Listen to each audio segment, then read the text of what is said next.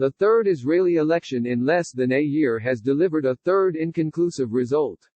After 2 days of tense vote counting, results show neither incumbent Prime Minister Benjamin Netanyahu nor his leading rival Benny Gantz winning enough support to command a clear parliamentary majority. Yet Netanyahu's right-wing side won more votes by a surprisingly large margin, despite the fact that he had been recently indicted on corruption-related charges. As such, Netanyahu is now in a much stronger position than Gantz is to put together a parliamentary coalition. Winning a majority in the Knesset, Israel's parliament, requires control of 61 seats.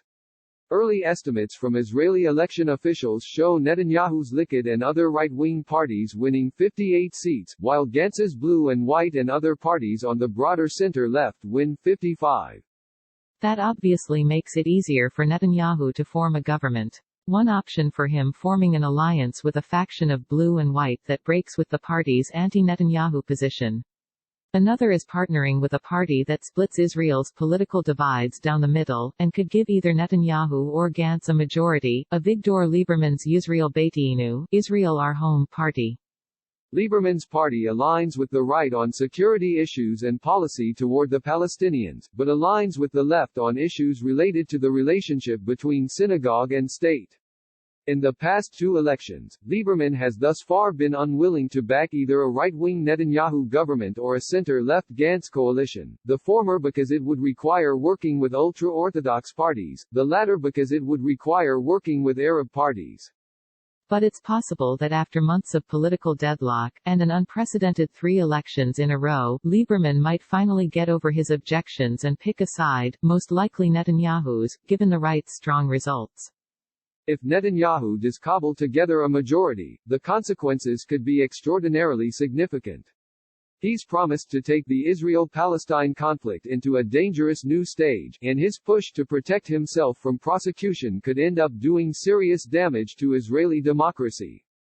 This third straight inconclusive result isn't all that surprising to observers of Israeli politics.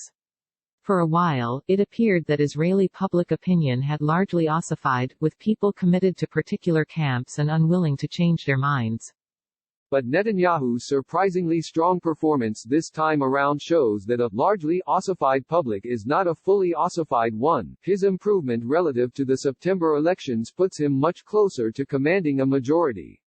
The parties will now go into coalition bargaining to try to come up with a scenario in which one of the 2 major parties can cobble together 61 votes in the Knesset for their government. In theory, there could be some kind of compromise government in which Gantz and Netanyahu share power, perhaps with the former as a high-level cabinet minister while the latter serves as prime minister. But this has been politically impossible in the past. Netanyahu would almost demand his partners support some version of a law protecting him from prosecution and imprisonment, at least while in office.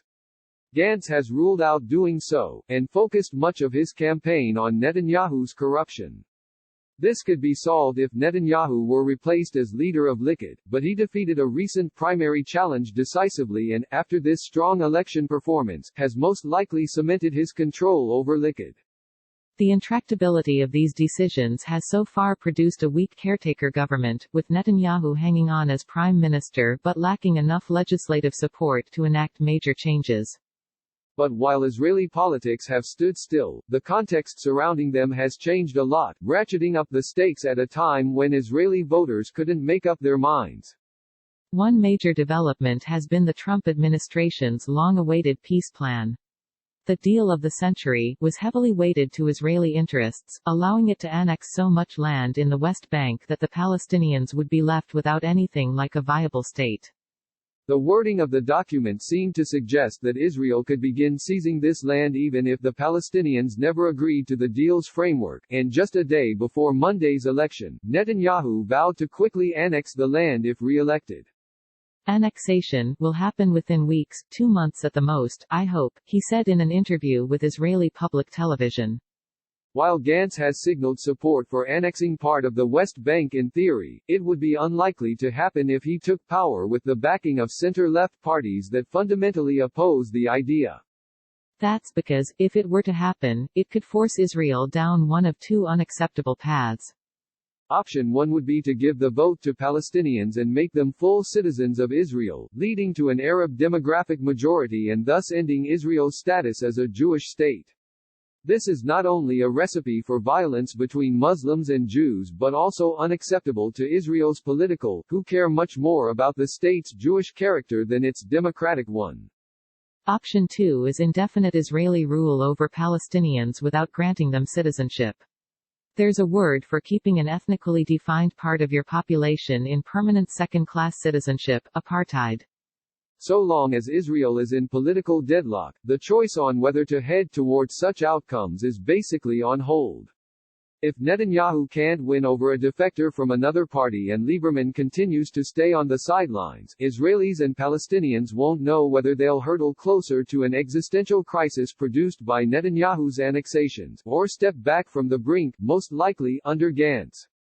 The second big change has been Netanyahu's formal indictment in November, a decision that dramatizes just how serious a threat Netanyahu's continued premiership poses to Israeli democracy. The charges are serious, relating to 3 cases of financial and political misconduct, and carry the possibility of jail time. His offenses include allegedly attempting to trade political and regulatory favors for favorable coverage in 2 outlets, the leading daily newspaper Yedioth Ahronoth, Latest News, and the popular news website Walla. He seems to have succeeded with Walla, allegedly reaching a secret deal to approve a merger that its parent company wanted in exchange for favorable coverage. Using economic powers to bend the media to your will is a hallmark of authoritarian states, and reflects the many different ways that Israeli democracy has degenerated since Netanyahu's current time in office began way back in 2009. His government has worked to marginalize Arab citizens, implicitly slotting them into second-class citizenship by passing a bill formally defining Israel as a state for its Jewish citizens.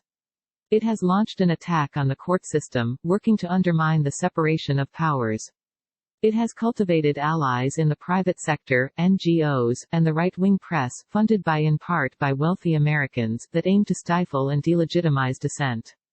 If Netanyahu figures out a way to gain control of the government, he'll almost certainly work to immunize himself from prosecution, likely by passing the aforementioned law giving himself retroactive immunity, at least while in office. Gantz, by contrast, has vowed to challenge Netanyahu's corrupt use of the top office. I want to ask you tonight, what would you say a few years ago if I told you we would have a prime minister with 3 indictments, for bribery, fraud, and breach of trust, who will drag the state into 3 election campaigns to escape trial? Would you believe it? He said in one campaign speech. If I told you all these things 5 years ago, you would tell me it sounded like a fiction script, that there is no chance that this could ever happen in Israel. That's Turkish strongman Recep Tayyip Erdogan. But this is the state of Israel in 2020, he said. In Israel's democracy, the choice is very clear: Netanyahu's slide toward authoritarian rule, or a new course.